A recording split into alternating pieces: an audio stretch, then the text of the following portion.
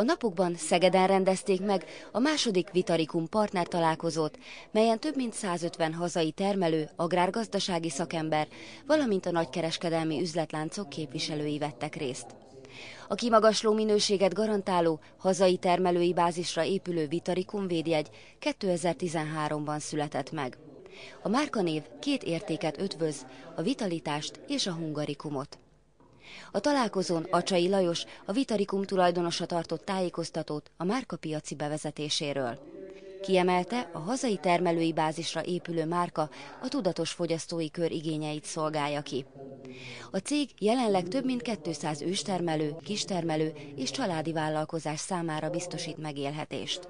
A Vitarikumnak a fő célja az, hogy összefogja a termelőket, és a fogyasztók fel egy olyan minőségi árut tudjon közvetíteni, ami ugye mindenkinek jó a termelőnek van egy folyamatos vásárlója, magyar termékkel foglalkozik, kifejezetten magyar termelőktől, és elsősorban itt a délalföldi termelőktől vásároljuk fel az árut, és egy olyan biztos minőséget kaphassanak a vevők, amik számukra megfelelő. Hány gazda csatlakozott eddig a programhoz? Hát közel 200 gazdával dolgozott eddig is a Kft. Most, hogy márkásítva lett, úgy látjuk, hogy ugyanezek a termelők benne lesznek ebben a körben, akik dolgoznak velünk tovább. Hogyan vezeti be a cég a piacra a Vitarikum védjegyet?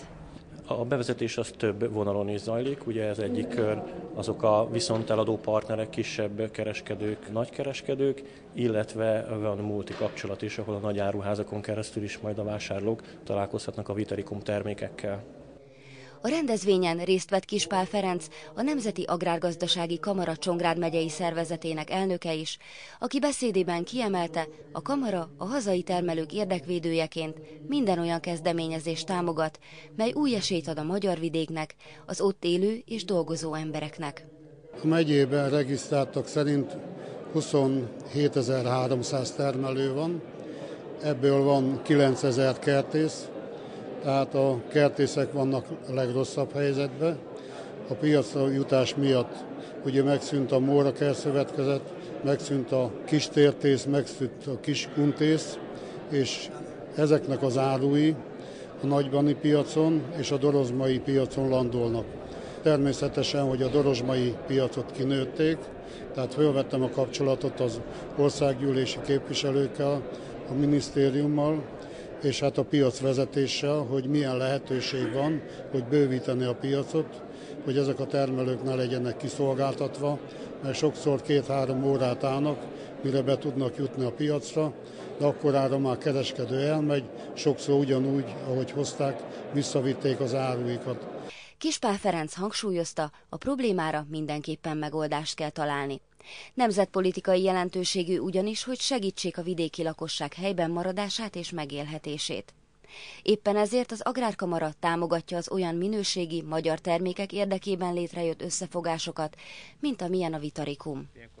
A védjegy azonban nem csak a kiváló hazai termékekkel jelent egyet, hanem azzal a példaértékű társadalmi felelősségvállalással is, ami a megalapítás óta jellemzi a céget. A Vitarikum kiemelt célja a hátrányos helyzetű, nehéz sorsú emberek segítése, valamint az egészséges táplálkozás és a sport népszerűsítése. A cégvezetése fontosnak érzi, hogy felelősséget vállaljunk olyan emberekért, akik hátrányos helyzetben élnek, vagy nehéz sorban élnek. Ezért támogatunk olyan alapítványokat, többek között az Ágota Alapítványt, akik állami gondozásban nevelkedő gyermekeken segítenek, illetve fontosnak érezzük még az életmód, sport, mozgásra felhívó rendezvényeket, ezért a Vitarikum nagykövetei, Európa és világbajnokok, olimpikonok segítségével hívja fel a figyelmét arra gyermekeknek és időskorú embertársainknak, hogy mozogjanak és próbáljanak odafigyelni az életmódjukra. A gyerekekhez nem csak ezen keresztül próbáltok közelebb jutni, hanem van egy bizonyos vitamanó kis kabala figurátok róla, mit érdemes tudni?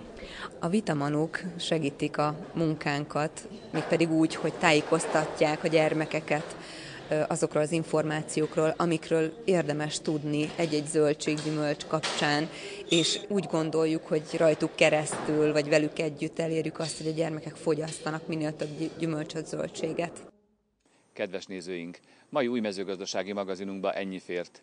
Ha valakinek észrevétele vagy véleménye van a műsorral kapcsolatban, az írjon a képernyőn látható e-mail címre. Az Új Mezőgazdasági Magazint az interneten is megtekinthetik a www.újmezőgazdaságimagazin.hu oldalon. Műsorunkat a jövő héten szombaton reggel 6 óra 25 perckor megismételjük. Új műsorral vasárnap reggel ugyancsak 6 óra 25 perckor jelentkezünk. Ha tehetik, akkor is tartsanak velem. Köszönöm figyelmüket, viszontlátásra!